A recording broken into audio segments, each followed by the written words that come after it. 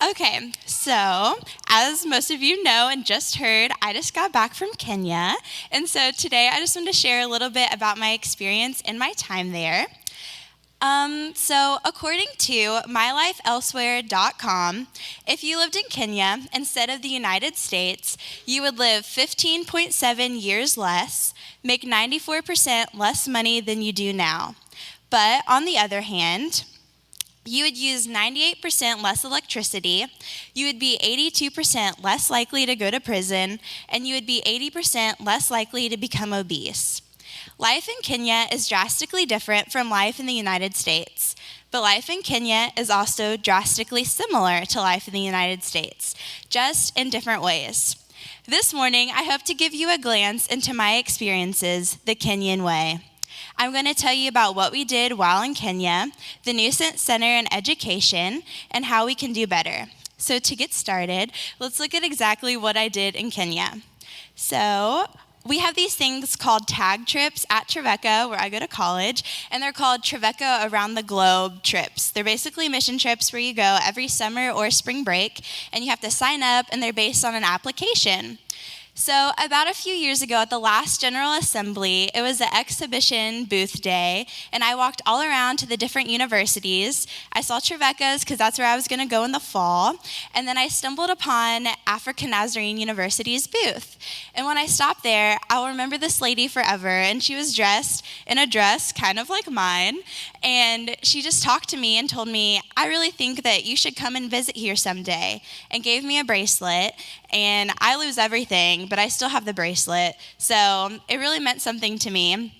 And she was just so sweet and, I don't know, one of those people who you just felt better after talking to. So we stayed at African Nazarene University on this trip, and that's why I decided to sign up, because I was like, wow, I really want to go there and see what that's like. So as you can see, that's a picture of me in front of the African Nazarene University school sign. And when we were there, we stayed on campus, and we got to experience the beauty of Africa. So this next picture we're about to show, this is just one of the many different pictures I have of like the landscapes of Africa and how beautiful it is. It's just so different from how everything is here, and just so still, and I don't know, it's so beautiful because you can see volcanoes in the distance, you can see baboons, you can see zebras running around. You don't get to see that here, and so that was really awesome and really stunning. And when we were there, also, it was Spiritual Deepening Week. So if any of you have been to a Christian college or went to one, usually every Christian college has a Spiritual Deepening Week, and we got the privilege of being there during theirs. So we led chapel services every morning, helped lead prayer, engage in worship, and I greeted everybody every morning because that's my favorite thing to do. And our hosts that we stayed with, their focus for us was relational ministry on campus. So they really wanted us to connect with the students, to know their stories, their names, and how they got to where they are now. So the next picture I'm going to show you this is my good friend that I made. His name is Jermaine, and he's a recent graduate of African Nazarene University. He's 28 years old. He kind of had an untraditional route to college. He had to work for a lot of years to save up the money because he knows how important a college education is. The next picture is of my friend Grace. She works in the cafeteria at African Nazarene University, and people who work in the cafeteria, the people who are plumbers, landscapers, they're kind of seen as the lowest of the low in Africa, and it's not really a job that anybody wants to have.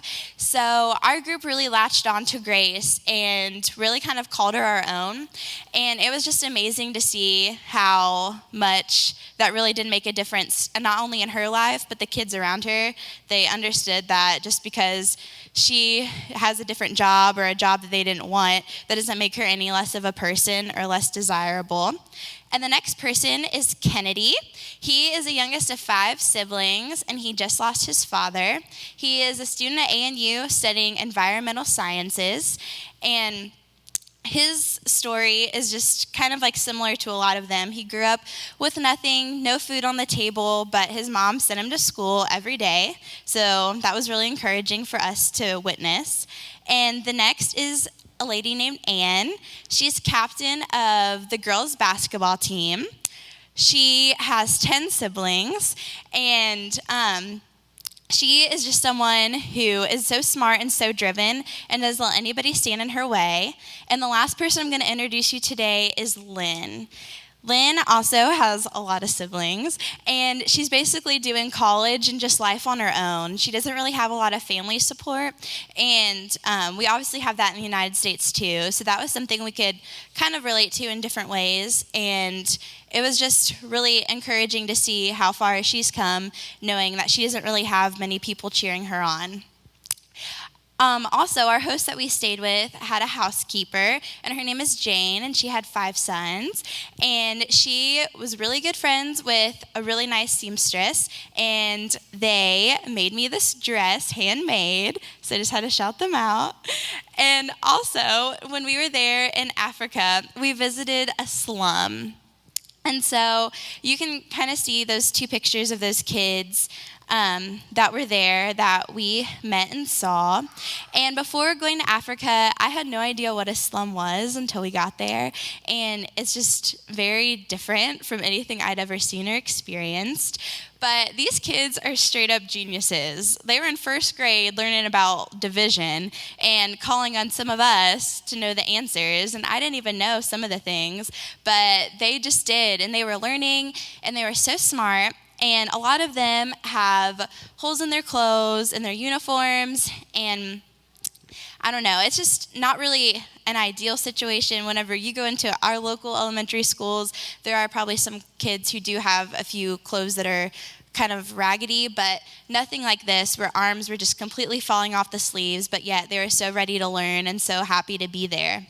When we were there at the slum that day, I met 2 friends at African Nazarene University earlier, and they were going to go help and cook with the cooks at the school for everybody. So I went back with them to the kitchen, having to go through all these different things, walking over sewage, ducking down, and I started to cut vegetables. And when I got there, I was like, where's the cutting board? And they're like, we're in Africa, we don't have cutting boards. It's like, okay, my bad. And so I learned how to cut the vegetables with just my hand, which I hadn't done. And then I started doing some other things, adding seasoning. It was kind of funny because I did not know what I was doing. And one of the chefs kind of started to laugh at me. And I was like, well, this is pretty funny. And I asked my friend, I was like, what did she say? Like, was she laughing at me? And she was like, honestly, she's like, she just said that she couldn't believe a white woman was sitting in her kitchen trying to learn how to cook her food. And that is something that just like really stuck with me, just because it's something so simple as just getting out of my comfort zone that really had an impact on her and made her day. So that was encouraging to me as we started out our trip. And also now, I'm excited to tell you about a place that has captured my heart and a new respect I have for education. So this next picture is of the future Newcent Center. And the Newcent Center International is a place where there's 43 girls currently living. They have all been sexually abused or sex trafficked in some way. And they have a mission to help girls and give them total healing and total restoration. So I didn't include a picture of this right now, but where they live is a 1 room, and it has an outside kitchen and outside bathroom. So if you can imagine 43 little girls and 1 director in 1 small bedroom, it's very different than anything else. And they all have bunk beds, and they have little trunks where clothes go, but nothing really belongs to just them, and nothing really is just theirs. So that was very just interesting to be around and experience. But I became close to 2 little girls, which I think is on the next slide. Yes, that's one of them. And I'm just going to call them C and B, and I also kind of cover their faces just to protect them. And they both have no parents, and they are basically orphans. And that was just, I don't know, really hard to be around, and it is really just sad to think about, just because I couldn't imagine going through what they have and then not having any parents. But These girls all have so much joy in the Lord, and they're so filled with Him, and they all have few favorite Bible verses. They can rehearse mostly anything in the Bible, and even though they've been through some really hard things, it's just they've totally taken everything that they've been through and used it for God's glory. So in that first picture I showed you of their future home, they can house 80 children on one floor, but they'll only need $50,000 more US dollars to complete it. So I just thought that was interesting and that is a big amount of money, like in America, but still, like, that's doable. And so it's just amazing that they've even got it that far. So just keeping that in our minds. And also, education and the sacrifice there. Some people that I've talked to, my friends that I introduced you to earlier, all of them said that they might not have had food on the table or shoes to wear, but their parents all sent them to school. And honestly, thinking about my friends, I've still done this now, being a few weeks or a month back. It's just like, how do you comprehend thinking about your friends and wondering if they'll eat tonight or if they'll go and pay their school bill? And these are real life things that I've really never had to think about, but now I do. And I think that sometimes if we just change our perspective and shift our realities a little bit, then it kind of makes things not seem as bad here for us.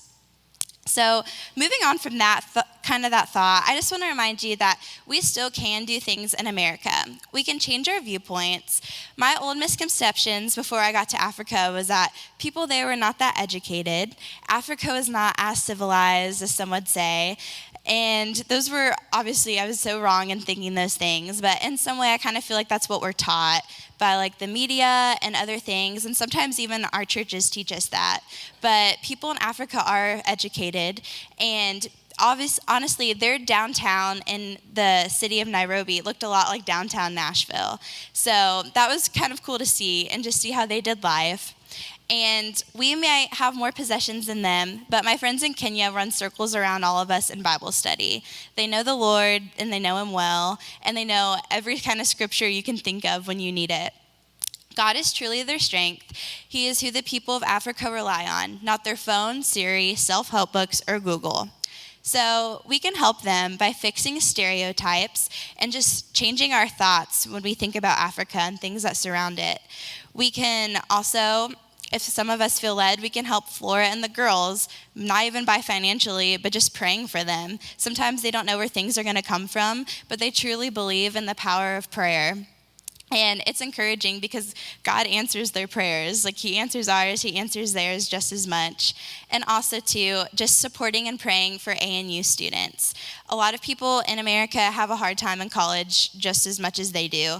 But in Africa, it's just so poverty-stricken. It's just so much harder sometimes for them to just get help from the government if they need it and take out loans on their own.